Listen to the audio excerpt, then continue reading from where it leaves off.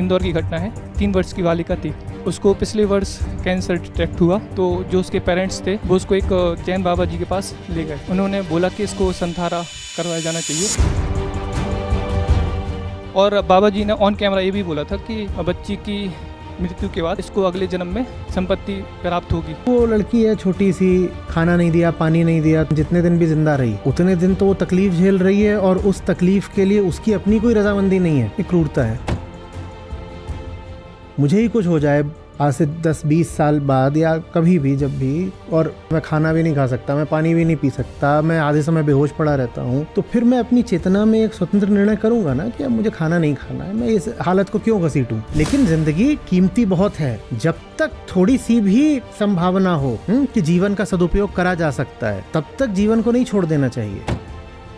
Voluntary euthanasia India में legal नहीं है। भारत में आप कह दो कि स्वेच्छा से कोई चाहे तो मृत्यु का वर्ण कर सकता है, तो स्वेच्छा से तो पता नहीं कितने होंगे, पर इस चक्कर में मारा न जाने कितने लोगों को जाएगा और कह दिया जाएगा कि इसने तो खुद ही कहा था कि यूथेनाइज मी।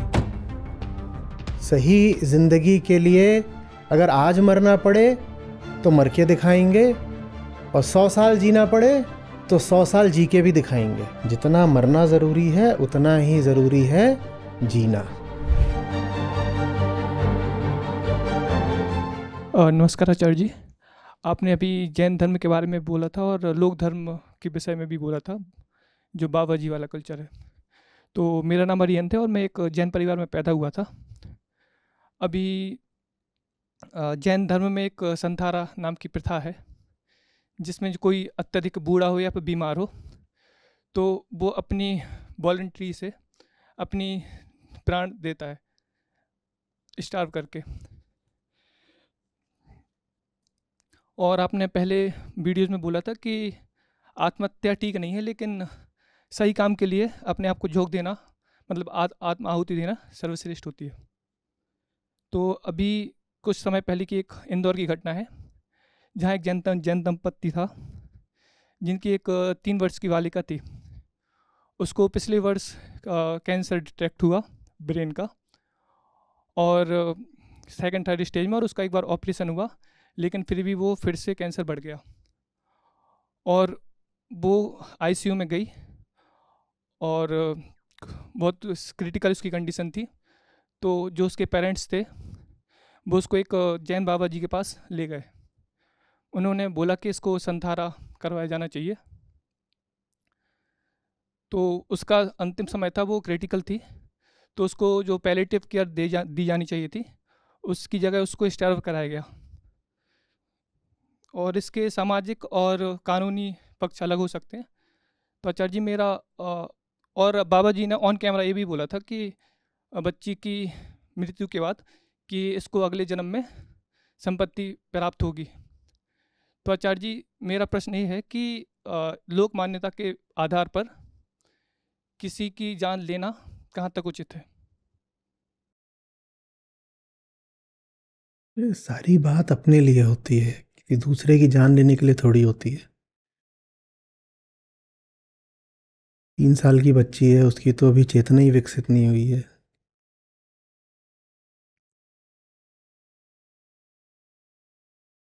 संथारा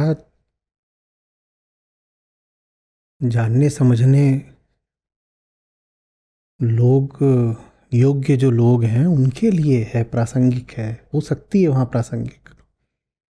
छोटी बच्ची के लिए थोड़ी उसका कोई, हाँ, ना उसकी प्रासंगिकता है ना कोई उपादेयता है। ये क्रूरता है एक प्रकार की।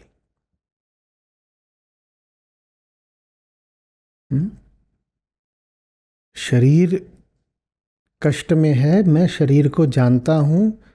शरीर से जो भी मुझे काम लेने थे वो पूरे हो चुके हैं, और आखिरी कुछ दिनों की बात है।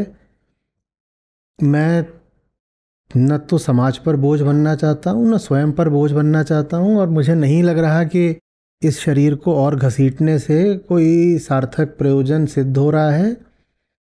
तो मैं स्वयं स्वेच्छा से, अपनी चेतना से, अपने बोध, अपने विवेक से खान पान बंद कर दूं, वो एक बात है, और ये जो घटना बता रहे हो बिल्कुल दूसरी बात है।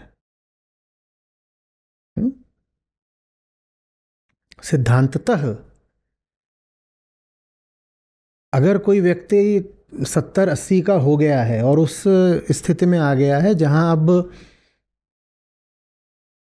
उसको बहुत अगर दवा भी दोगे या उसकी बहुत पैलिएटिव केयर भी कर लोगे तो भी वो महीने 2 महीने का मेहमान है, और वो महीने 2 महीने में भी वो अर्धमूर्छित ही रहने वाला है। जैसे कि बहुत सारे बीमार लोग अपनी आखिरी अवस्था में रहते हैं कि मरने से महीने 2 महीने पहले तो आधे समय बेहोश ही पड़े रहते हैं, किसी को पहचान भी नहीं पा रहे, न चल फिर पा रहे हैं। बस वो समाज परिवार पर और अपने लिए भी वो बस एक अब बोझ बन के रह गए हैं। वहां पर किन्हीं स्थितियों में ये ठीक हो सकता है कि व्यक्ति एक जिम्मेदारी से भरा हुआ चैतन्य निर्णय ले कि मुझे अब और नहीं जीना है, और ये आत्महत्या नहीं है।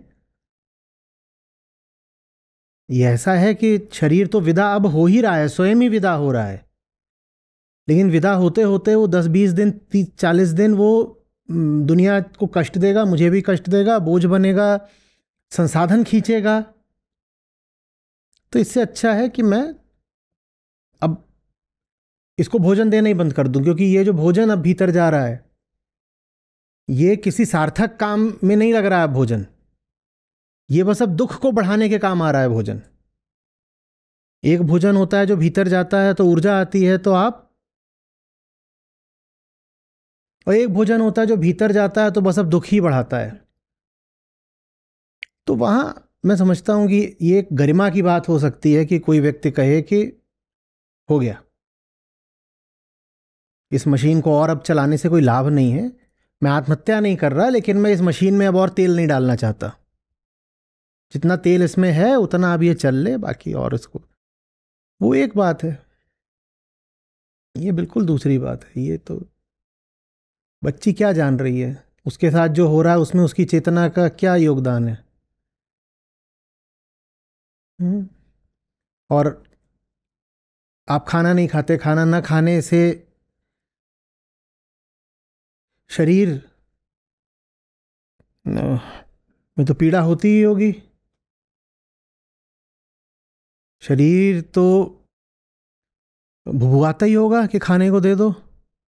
जिस आदमी ने स्वेच्छा और समझदारी से फैसला कराया कि नहीं खाना है, वो उस पीड़ा को होश में झेल जाएगा, क्योंकि उसका खुद का फैसला है। भाई मैंने खुद फैसला कराया मैं नहीं खाऊंगा, तो अब भूख लग रही है या भीतर बड़ी बेचैनी हो रही है तो मैं उस बेचैनी को बर्दाश्त कर लूँगा, जिम्मेदारी मेरी अपनी है।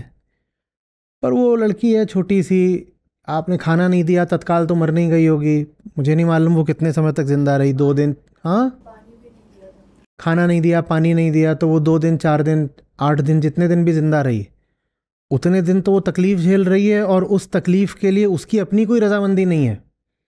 वो तकलीफ वो अपनी चेतना और अपनी स्वेच्छा से नहीं झेल रही है। ये क्रूरता है।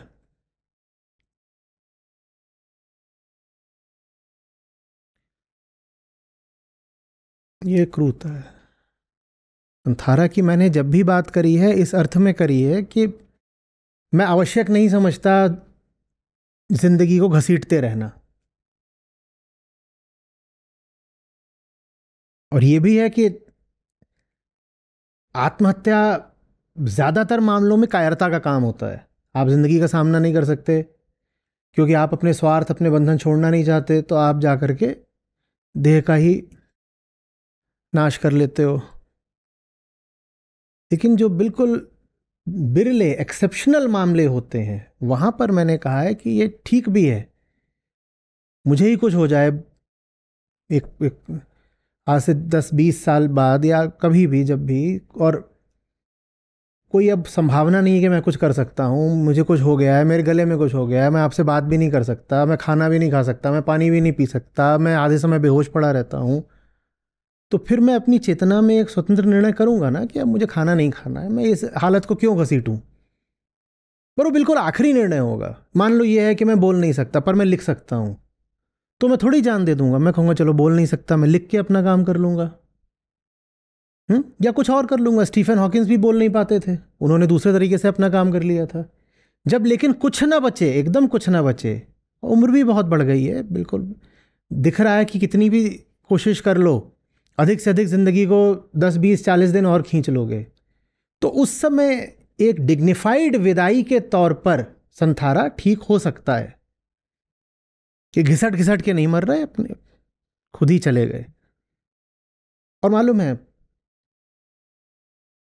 जैनों में तो नाम दे दिया गया है उसको, सुंदर यथा योग्य नाम दिया गया है, पर ये बहुत लोग करते भी हैं यूं ही बिना नाम दिए। बहुत सारे बुजुर्ग हैं जो ये करते हैं।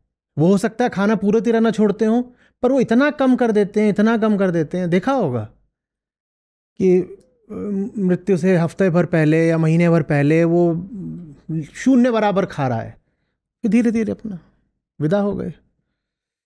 पशु तक ये काम करते हैं, जिनके घरों में जानवर रहे उन्होंने देखा होगा, जब वो बहुत बीमार हो जाते हैं तो खाना एकदम बंद कर देते हैं, 2 दिन 4 दिन खाएंगे नहीं और फिर विदा हो जाएंगे।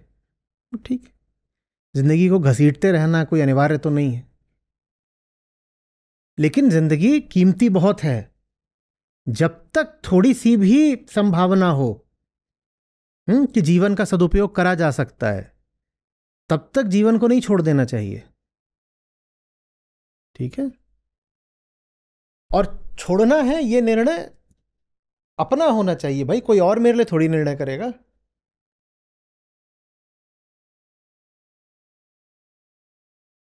सर फिर इसमें एक कॉन्ट्रडिक्शन भी मिलता है कि वॉलेंट्री यूथनेसिया इंडिया में लीगल नहीं है, बट अगर धर्म के नाम पे संथारा किया जाए या फिर कुछ और तो वो लीगल देखो, है। वो इसलिए भी नहीं है भारत में क्योंकि बहुत बड़ी आबादी है, और जो एनफोर्समेंट है किसी भी रेगुलेशन का, उसका बहुत तरीके से दुरुपयोग हो सकता है। यहाँ पश्चिमी देशों की तरह मामला नहीं है ना कि हर जान कीमती है क्योंकि बहुत ज़्यादा लोग हैं ही नहीं। वहाँ इतने ज़्यादा लोग होते ही नहीं है कि 10 5 मर भी गए तो फ़र्क नहीं पड़ रहा। वहाँ एक एक जान की कीमत है। यहाँ तो आप ये कह दोगे वॉलंटरी यूथनेसिया है, किसी के फर्जी साइन करवा लिए, ग्राम स्तर पर, तालुका स्तर पर, तहसील स्तर पर क्या हो रहा है किसको क्या पता है। हर तरीके का फर्जीवाड़ा चल रहा है, क्या पता चलेगा। ये तो इस तरह से हत्याकांड शुरू हो जाएंगे। भारत में आप कह दो कि स्वेच्छा से कोई चाहे तो मृत्यु का वर्ण कर सकता है, तो स्वेच्छा से तो पता नहीं कितने होंगे, पर इस चक्कर में मारा न जाने कितने लोगों को जाएगा, और कह दिया जाएगा कि इसने तो खुद ही कहा था कि यूथेनाइज मी। वो एक आता था, पता नहीं किसका विज्ञापन, एक आता था जिसमें वो एक मर रहा होता है या मर रही होती है बिल्कुल, तो वो लिखवा लेता है कि तेरी संपत्ति से 1 करोड़ जाने 10 करोड़ कितने करोड़, और वो है मरा हुआ बिल्कुल पड़ा हुआ है, उसके आगे अंगूठा लगवा लेता है ऐसे। तभी ऊपर से पानी की एक बूंद गिरती है और जहाँ वन लिखा होता है वो वन मिट जाता है। हाँ, कोई विज्ञापन था पहले, 10 20 साल पहले आता था। तो ये तो भारत में खूब हो सकता है, कोई मर रहा है जाके उसका अंगूठा लगवा लिया कि मैं मरना चाहता हूँ, खुद ही लगा दिया उसने अंगूठा। आप कह दोगे नहीं, इसमें किसी सरकारी कर्मचारी को विटनेस होना चाहिए, तो सरकारी कर्मचारी तो विटनेस हो जाएगा, उसमें क्या है।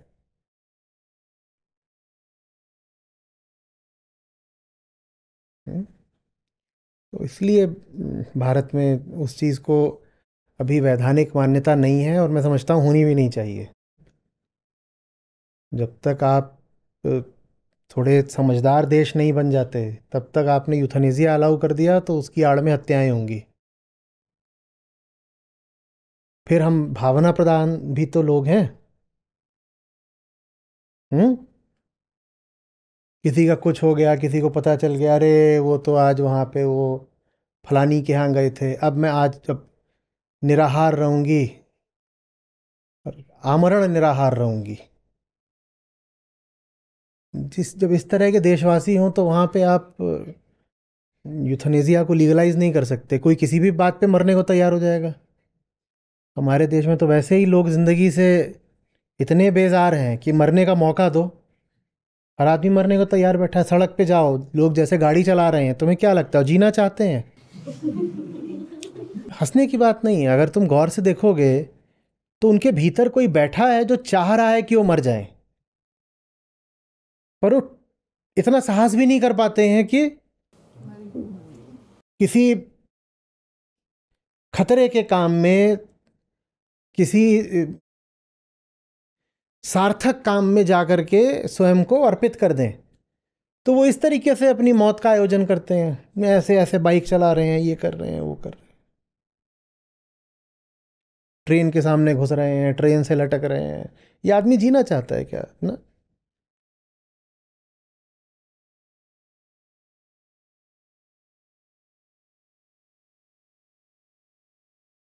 अपनी जिंदगी की कद्र करना कोई छोटी बात नहीं होती है। और अपनी ज़िंदगी की कद्र वही करते हैं जिनकी ज़िंदगी किसी सार्थक काम में लगी होती है। जब ज़िंदगी का कोई मतलब भी नहीं है और मकसद भी नहीं है, दो कौड़ी की ज़िंदगी है, तो आदमी ऐसे ही हर जगह मरने को तैयार रहता है। वो कुत्ते की मौत भी नहीं, कीड़े की मौत। मर भी गए तो क्या फ़र्क पड़ना है? वही टिड्डी वाली बात, एक टिड्डी गायब भी हो गई तो फ़र्क क्या पड़ना है? मर गए। आप भी अपनी ज़िंदगी की खूब कदर करने लगोगे, खाना भी ठीक खाओगे, व्यायाम भी करोगे, हम्म, अपने मेडिकल टेस्ट वगैरह भी करा कर रखोगे। जिस दिन आप जानोगे कि आपकी जान कीमती, और आपकी जान कभी आपके स्वार्थ के लिए कीमती नहीं हो सकती। जिस दिन आपके प्राण किसी ऊंचे यज्ञ में आहुति बनते हैं ना, उस दिन आप कहते हो प्राण रक्षा ज़रूरी है। क्योंकि बात मेरी नहीं है,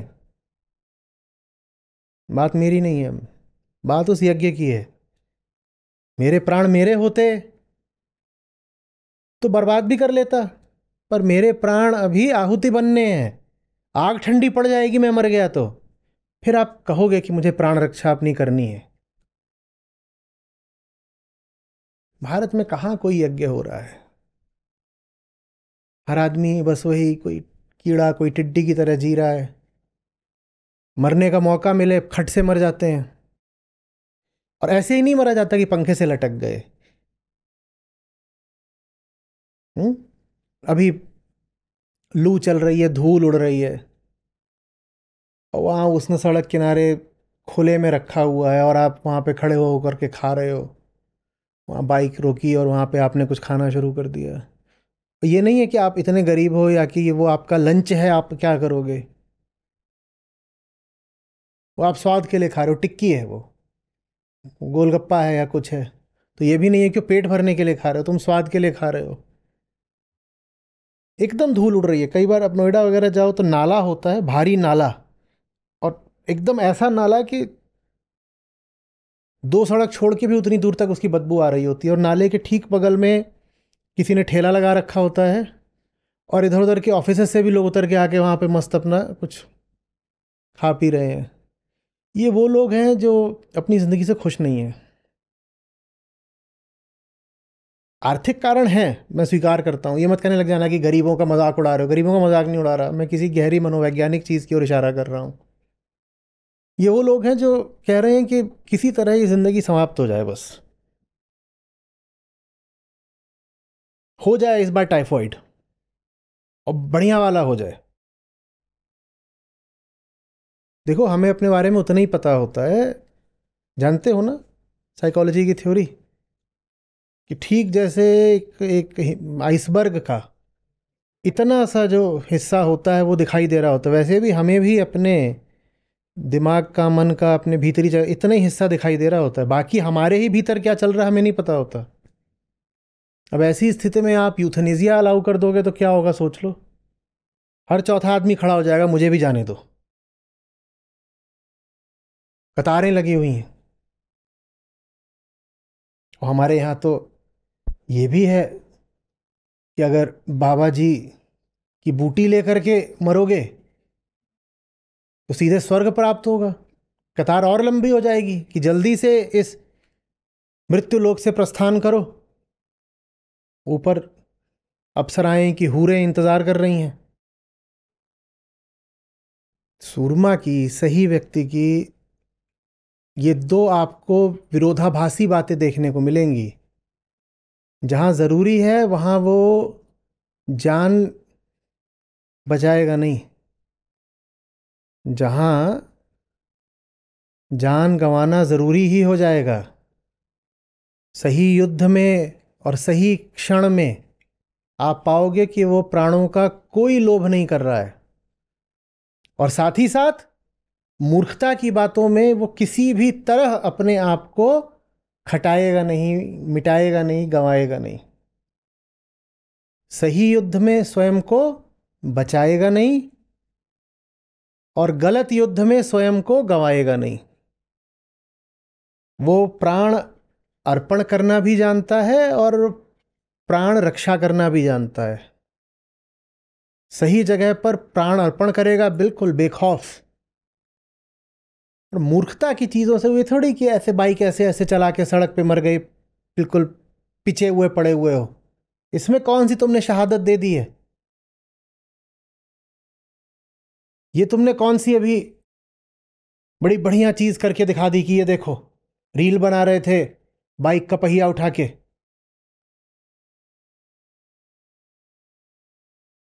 या कि डायरिया से मरे हैं, अमर शहीद। हगते हगते वीरगति को प्राप्त हुए।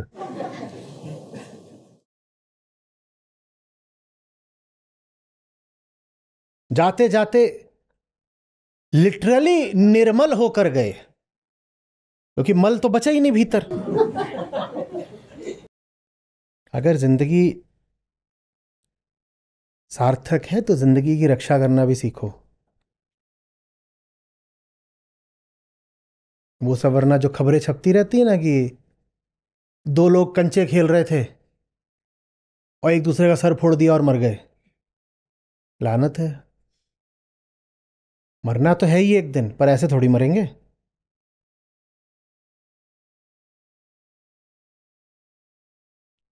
सोचो अर्जुन ऐसे ही मर चुके होते पहले। भीम से जाकर कंचों का कुछ कर लिया राड़ा। अब तुम भीम के कंचे और ये सब करोगे तो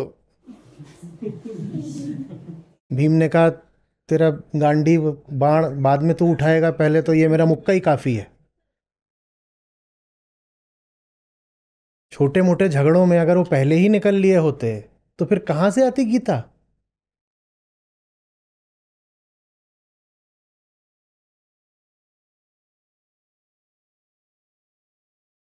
जितना मरना जरूरी है उतना ही जरूरी है जीना।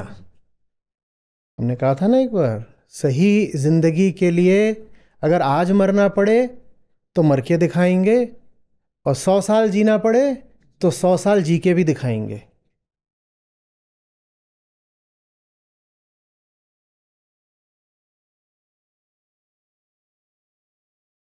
जैसे अष्टावक्र मुनि कहते हैं कि आज प्राण चले जाएं या 10,000 साल और जीऊं, मुझे कोई अंतर नहीं पड़ता।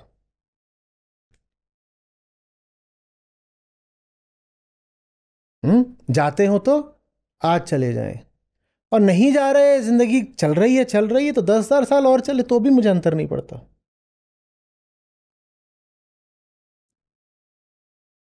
क्योंकि मैं मुक्त जिंदगी जी रहा हूं।